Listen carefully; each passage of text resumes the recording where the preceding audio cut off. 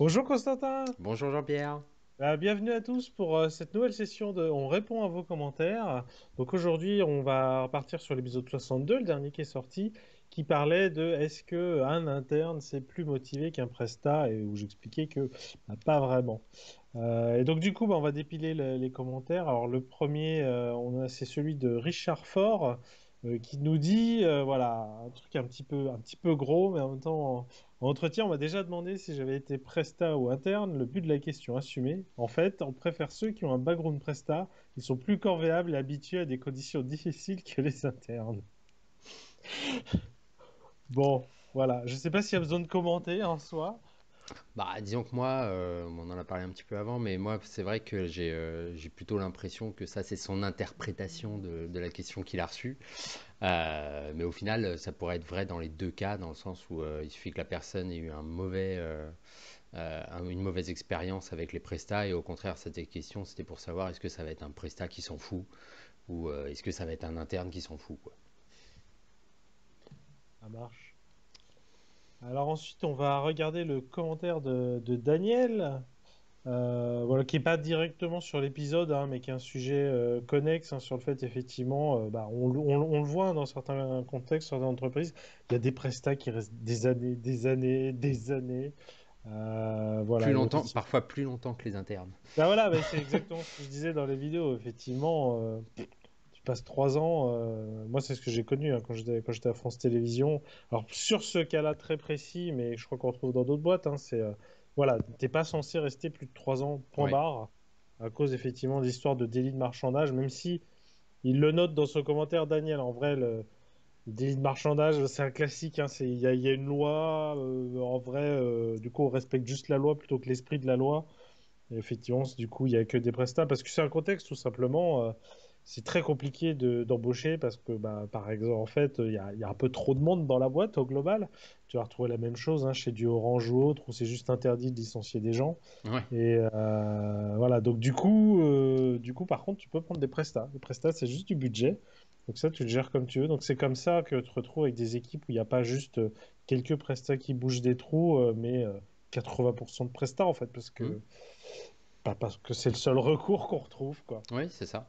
Et moi, bah, c'est ce que je vis au quotidien, où effectivement, on se retrouve avec énormément de prestats et aussi souvent un danger pour la boîte, du coup, parce que si on considère que les prestats sont plus volatiles, surtout quand on se retrouve avec des contrats qui sont, même si on va dire c'est automatiquement renouvelé, c'est quand même des contrats souvent de 3 mois qui sont renouvelés régulièrement. Donc potentiellement, on peut avoir 80-90% d'une équipe qui dégage au bout de 3 mois ou dans 3 mois parce que justement le contrat n'a pas été renouvelé pour une question ou une autre. Alors maintenant, on va regarder le commentaire de Yannick. Alors, je trouve très intéressant, en fait, ce qu'il nous dit, et c'est très pertinent, c'est du coup, quand on parle du coup du niveau d'implication, justement, il va faire la différence entre le niveau d'implication dans le projet en lui-même et le niveau d'implication vis-à-vis de l'entreprise cliente. Voilà. Mm. Donc, je vais lire un peu cette partie-là de son commentaire, hein. C'est si un prestat doit faire tout son possible pour que le projet sur lequel il travaille soit une réussite, par contre, il échappe à l'obligation que l'utilisation qui en sera faite permettra à son client de créer de la valeur. Ce n'est pas le cas de l'interne, dont l'aspect développement n'est qu'un moyen pour résoudre un problème besoin. En ce sens, le périmètre de l'implication d'un interne est forcément plus large que celui d'un prestat. Ce n'est pas la même implication qui est attendue entre les deux. Voilà, je trouve ça assez pertinent, parce Mm. qu'effectivement, et si on fait le parallèle avec la vidéo, parce qu'effectivement, je me pose pas cette question-là. En fait, à chaque fois, on parle de l'implication du point de vue dans le concret, dans le dur, dans le projet lui-même. Et c'est vrai qu'il y a quand même cette dimension-là, effectivement, où là, oui, bah oui, tu vas pas t'impliquer dans l'entreprise elle-même. Qu'est-ce que ça t'évoque, Constantin? Bah écoute, moi je suis assez d'accord sur le principe que ça puisse arriver. Par contre, bon moi personnellement c'est pas mon style. Quand je suis chez un client, c'est vrai que je me rends compte que je suis impliqué aussi bien que si j'étais en interne. Mais je peux comprendre effectivement, surtout quand on est comme souvent hein, dans nos métiers, on est dans des grosses boîtes, vraiment très très grosses, des banques, des choses comme ça. Donc en plus, on a des gens en face de nous qui ont 50 jours de congés payés ou des choses comme ça. Donc forcément, on a un petit, on les voit tout le temps en vacances, alors que nous, on n'y est pas forcément. Mais donc oui, je peux comprendre, mais après, je pense que bah, comme c'est dit dans l'épisode, ça dépend de la personne et ça dépend de, de la boîte dans laquelle il est, en tout cas dans l'équipe dans laquelle il est, quoi. Parce que si on va par là, il y a aussi un sujet qu'on n'a pas évoqué dans l'épisode, mais qui se rapproche de ça, c'est que l'entreprise au global traite différemment les internes des Mhm. prestataires. Donc là, bon, tu parles des jours de congé. Bon, c'est le cadre contractuel. Après, il y a des choses, typiquement, la grosse réunion, en fait, genre, par exemple, les all hands ou les trucs comme ça, où toute la boîte s'y remet, toute Ouais, la boîte s'y rend, et pas les prestats. ouais, Alors que derrière, bah, pendant le All-Hands, on va peut-être entendre pourtant des messages super forts de vision de la part de la direction de voilà l'objectif, on y va, on est tous ensemble dedans. Et là, tu dis, bah ouais, mais dans l'équipe, il y a 50% de prestats. Du coup, c'est un peu c'est ça. bizarre de se dire on y va tous Voir ensemble, plus. quoi. Voir plus. Et c'est vrai que du coup, ça manque énormément bah, pour motiver les gens. Et puis, on doit compter au final sur le middle management qui doit repasser cette information justement aux prestats qui sont ceux qui vont produire, qui vont réaliser. Et du coup, c'est vrai qu'il peut y avoir quand même pas mal de pertes.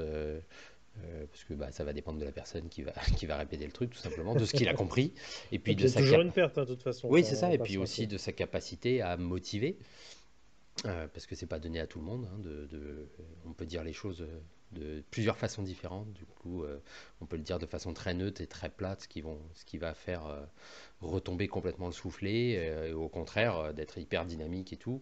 Théoriquement, c'est ce qu'on attend de ça, d'un leader, d'un CEO, des choses comme ça. Donc après, le middle management peut avoir des difficultés à passer ce message. Ouais. Mm, mm, mm, mm. Et du coup, je trouve ça intéressant et presque un peu ambigu, c'est que, enfin, encore une fois, je ne remets pas en question ce que dit Yannick, que je trouve très pertinent, effectivement. Ouais, le Prestat, il a sa boîte, etc. Et c'est un peu bizarre, ça serait bizarre, en fait, qu'il s'implique dans l'entreprise, encore une fois, pas dans le projet autant. Mais encore une fois, souvent, on va retrouver où c'est la boîte elle-même, quoi, qui ne va Oui, pas jusqu'au bout de la motivation. C'est la boîte qui fait l'hypothèse de base que de toute ouais, façon, ils seront pas seront pas impliqués, quoi. ouais. Et d'ailleurs, c'est aussi quelque chose qui est assez marrant, c'est que moi j'ai pu voir dans certaines missions, du coup, les prestats qui sont pas impliqués chez leurs clients, enfin pas impliqués en tout cas dans la vie de l'entreprise du client. Ils peuvent l'être sur la mission en elle-même, mais pas forcément dans la vie de l'entreprise.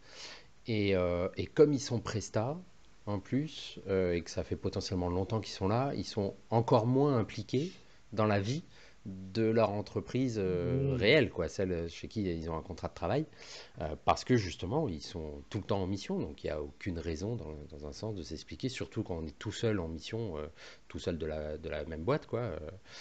On est tout seul, et du coup, on a encore moins de raisons de faire, de se déplacer pour les, pardon, de se déplacer pour aller sur des journées spécifiques, des formations, des choses comme ça en interne. Au final, on n'est pas du tout impliqué là-dedans, quoi. Hmm. Et, euh, et je pense savoir aussi pourquoi ce que disait Yeti, ça me venait pas spontanément quand on a fait l'épisode.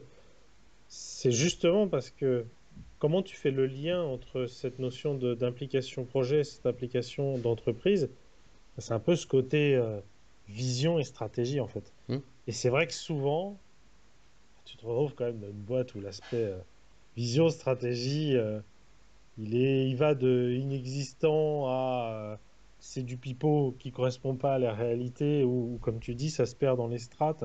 Et donc c'est vrai qu'il y a quand même beaucoup d'entreprises comme ça. Et finalement, quand tu es dans ces entreprises-là, ouais, il y a le niveau projet. Et c'est Hmm. pour ça que tu es là. Et finalement, on est tous à niveau. Et le niveau entreprise, bah, en vrai, en tant qu'interne, c'est pareil, quoi. De Ouais, toute ouais. façon, tu es juste là pour pisser du code, entre guillemets. Et donc effectivement, quand tu es dans ce type d'entreprise-là, je suis pas sûr que ça change quelque chose. Mais bon, mais du coup, c'est presque triste qu'en fait, dans ta Oui, DSI, tes internes, c'est des prestats aussi, quoi. Oui, oui, mais complètement, complètement. Et pour en revenir, tu sais, à tout à l'heure quand on parlait justement de la précarité du contrat aussi des prestats, c'est-à-dire que tous les 3 mois quand tu es renouvelé, euh, ça peut jouer aussi hein, sur le côté de, en fait, à quoi ça va me servir, à quoi ça, enfin, je vais pas voir la fin du truc parce que de toute Mhm. façon, la fin du truc c'est dans plusieurs années et que je sais que je ne serai pas là très longtemps ou les choses comme ça, hein. Bien. On passe au suivant. Ouais, Et donc c'est Nicolas Rémy. Alors, ce qui est intéressant dans ce commentaire, c'est que il fait un commentaire tout à fait aligné avec ce qu'on dit dans la vidéo, hein. Je vais le lire. J'étais passionné pendant 15 ans dans une SS2I. Je faisais de la presta, souvent des projets de 1 an. Je m'impliquais souvent dans les projets.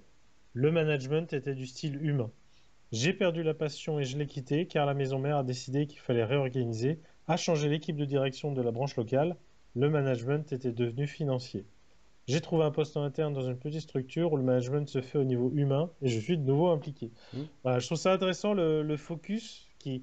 Alors, on reste encore une fois dans ce qu'on explique dans la vidéo, mais tu mets le focus sur juste est-ce qu'on a un management plutôt humain ou plutôt juste. Bon, il utilise le terme financier, ça tient la route comme mot, mais pour pas dire inhumain en fait, hein. Juste. Voilà, je trouve ça assez intéressant ouais, ouais. comme focus. Bah, complètement, hein. Pour moi, ça prouve encore une fois que peu importe qu'on soit presta ou interne, au final, on est impliqué ou pas avec les gens avec lesquels on est. Et puis si on a cette sensation aussi de faire partie de quelque chose. Et là-dessus, je rebondirais aussi sur les stats de démission. Hmm. Bah, l'immense majorité, raison numéro une de très loin, c'est le manager. Le Ouais, manager direct, le N+1. Voilà. Donc, de toute façon, le facteur humain, il reste toujours super important dans tous les cas, hein. c'est clair. Voilà. Et on va terminer avec le commentaire de C'est un chien. Voilà, bon, qui est pareil, qui est assez aligné avec tout ce qu'on a dit. Il y a un élément sur lequel on aimerait rebondir. Voilà, il nous dit, voilà, donc les problèmes, effectivement, c'est RH, vision produit, cadre de l'entreprise, mais dans ce cas, quand on est juste un membre de l'équipe ou même coach, et comment avoir un impact sur ces points-là? Voilà, donc pour le coup, on dérive du sujet de l'épisode, mais c'est vrai que c'est la question, quoi. Et qu'est-ce qu'on fait pour avoir, pour avoir pour faire changer ça, quoi. Bah, moi je pense que, alors bon, c'est peut-être différent quand on est dev, mais dans des positions où on a en presta ce mandat-là, justement, de faire changer quelque chose, d'apporter autre chose, que ce soit coach, Scrum Master, bah, au final, c'est peut-être plus simple pour un presta d'aller toquer aux portes des managers, des top managers, tout ça, en disant voilà, il faut changer ça, il faut faire ça, comment est-ce qu'on peut faire ça, on a ça comme problème dans l'équipe, on ne peut pas faire ça.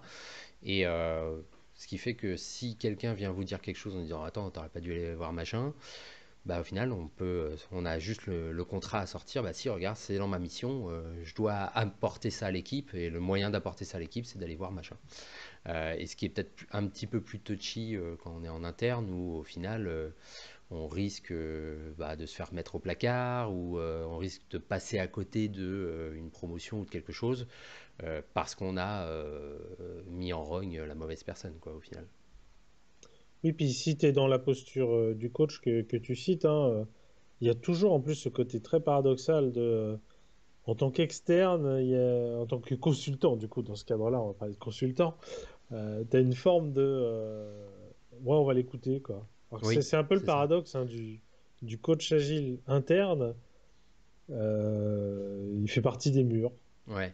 Il fait partie des Alors que murs. quand on fait venir quelqu'un spécialement pour ça, qui est payé, enfin qui coûte en tout cas euh, cher, parce qu'un consultant ça coûte forcément très cher, beaucoup plus cher qu'un interne, ouais, on va dire, on a plus tendance à. C'est un peu dommage, mais ça fait preuve d'autorité au final. On se dit, ouais, il faut que je l'écoute parce qu'en fait, c'est un gars qu'on a fait venir de l'extérieur exprès pour ça, donc c'est forcément que ce qu'il dit, c'est bien, quoi. Bon. Alors que ce qui est pas plus vrai pour un coach interne que pour un coach externe, hein, sur le fond. Euh, Bah après, enfin, ça rejoint ce que tu disais, hein. Et c'est tristement ce côté politique, hein. En même temps, s'il n'y avait aucune politique dans la boîte, déjà, peut-être que globalement, elle se débrouillerait bien Oui, d'elle-même. t'aurais peut-être pas besoin d'un coach. Mais ouais, le fait d'être... En fait, dans le commentaire de C'est un chien, il y a à la fois... C'est plus facile de faire évoluer les choses parfois en étant interne, donc ça dépend, hein, mais quand ce contexte-là, je sens, c'est le contexte où on va, entre guillemets, dénigrer un peu les prestats. Voilà, on les invite pas dans ces meetings, et attention, Hmm. c'est des meetings d'interne. Bah attends, dans ce meeting, on va quand même passer des informations importantes, ils en ont besoin pour faire leur taf, faisons-les venir. Donc ça, effectivement, un prestat pourrait rien faire dans cette situation-là, alors qu'un interne pourrait arriver, le suggérer, voire leur transférer Hmm. l'invite, les gars, Ouais. vous venez, on s'en fiche, etc. Mais à l'inverse, il y a aussi des situations où, ouais, en tant que prestat, t'arrives un peu en mode, attends, moi j'ai rien à perdre, hein. Moi je te l'ai dit les trucs. Moi je m'en fiche, je suis pas là pour grimper. Moi je sais, C'est ça. tu sais, c'est le. Moi de toute façon, dans 6 mois je suis parti. Voilà, donc je m'en fiche, je dis les trucs. Et ça, c'est aussi souvent une force que parfois tu retrouves entre guillemets, les grandes gueules. Voilà, ça casse ou ça casse, ça Hmm. casse ou ça passe. Ça casse ou Mais ça casse, c'est pas mal aussi. c'est un peu orienté. Mais ouais, souvent, t'as une forme de liberté, quoi. T'es Hmm. à l'aise de te dire, bah, c'est pas mon patron aussi, quelque part. Donc on dit les choses. Oui, c'est ça. Et puis, enfin, moi je le vois hein, assez régulièrement quand tu as les internes, puis quand ils ont 15 ou 12 niveaux de manager au-dessus d'eux, ouais, il y a aussi cette culture de plus ils sont restés dans la même entreprise, plus ils ont grimpé dans cette même entreprise, plus eux-mêmes ont acquis une certaine légitimité dans le sens manager de fait. Et pas vraiment par leur acte, c'est parce qu'ils sont montés mécaniquement. Et du coup, bah, ils ont ce respect un petit peu, je sais pas si c'est le bon terme, mais ce respect du coup des hiérarchies au-dessus, dans le même principe, euh, qu'on n'a pas nous forcément en tant que presta, où on arrive et on dit bah non, enfin pour moi lui il vaut autant que lui et il n'y a pas de raison et puis je lui parle de la même façon quoi.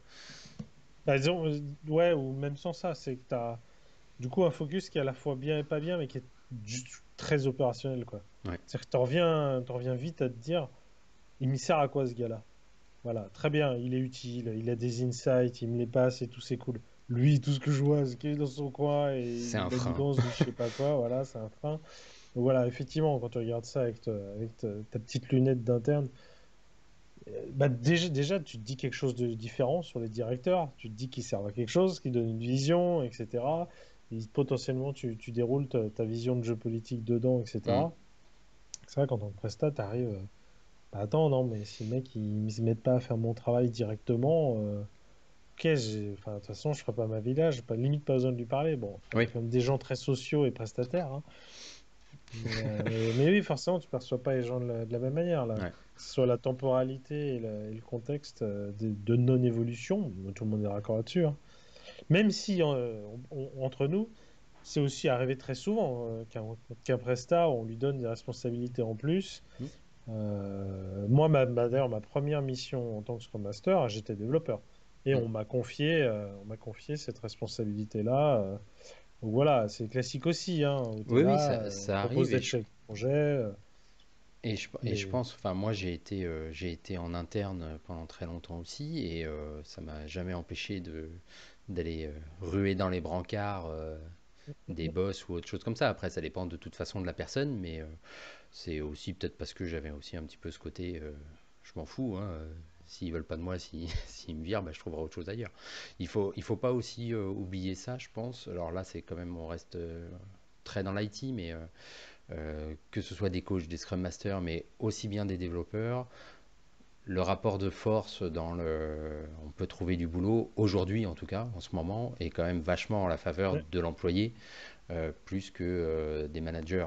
Donc voilà, il faut aussi, pour faire bouger les choses, parfois se dire, bah tant pis, enfin, si j'ai pas de boulot, enfin, si je me fais virer demain, bah franchement, je peux trouver du boulot assez facilement, quoi. c'est clair. Bon, bah, je pense qu'on a fait les tours des Ouais, commentaires. Alors, on n'a pas fait le tour de tous les autres commentaires qui étaient globalement alignés, hein, sur la vidéo. Est-ce qu'on se ferait pas un petit point sur ce format, Constantin? mais oui, Voilà, donc pour ceux qui nous écoutent jusqu'au bout de l'épisode, déjà bravo à vous. Voilà, donc c'est la quatrième, hein, je crois, Mm. on répond à vos commentaires. Donc c'était un peu une expérience pour voir comment ça marcherait ou pas. On n'a pas eu froid aux yeux. On a sorti certains épisodes d'une qualité discutable. Ouais, on Euh, s'améliore. voilà, et donc du coup, bah, pour la suite, on se demande justement, est-ce qu'on va continuer ou pas? Est-ce que c'est intéressant, mais c'est clairement pas le même public? C'est un sous-ensemble des personnes qui s'intéressent à Scrum Life. Mm. Est-ce que le podcast, c'est-à-dire le format purement audio, est-ce que ça serait plus pertinent? Parce que effectivement, en vrai, là, on se filme, mais ça apporte pas vraiment de valeur. Enfin, c'est intéressant pour montrer les commentaires, mais bon, ça reste un peu à la marge. Donc voilà, un avis sur la question, Constantin? Bah, c'est difficile parce que étant partie prenante dans le truc, je fais en même temps. Donc moi, c'est vrai que j'aime bien ce format-là.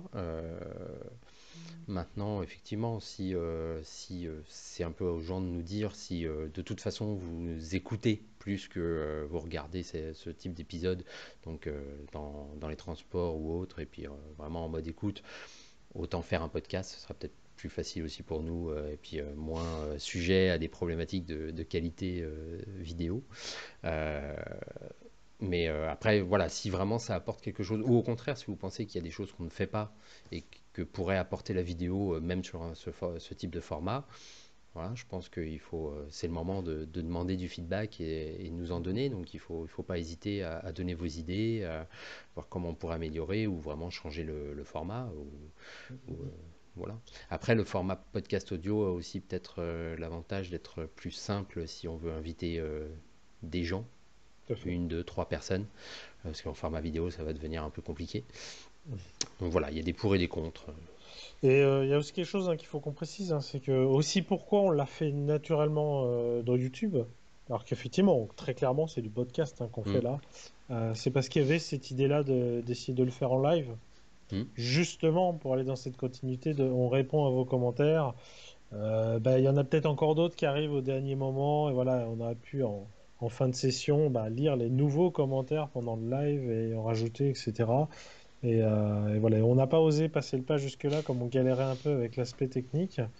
Mais voilà, si ça aussi vous pensez que ça aurait été intéressant, bah, ça peut être le sujet encore, qu'on tente encore quelques sessions et cette fois, avant d'arrêter, on le tente cette fois vraiment en live. Ouais, Et le nombre de personnes qui arrivent, si ça génère quelque chose. Voilà, parce qu'effectivement, en podcast live, là, ça devient un peu compliqué. Mais c'est un autre thème, c'est plus adapté justement au truc. Tu le downloads, tu l'écoutes comme tu veux. hmm.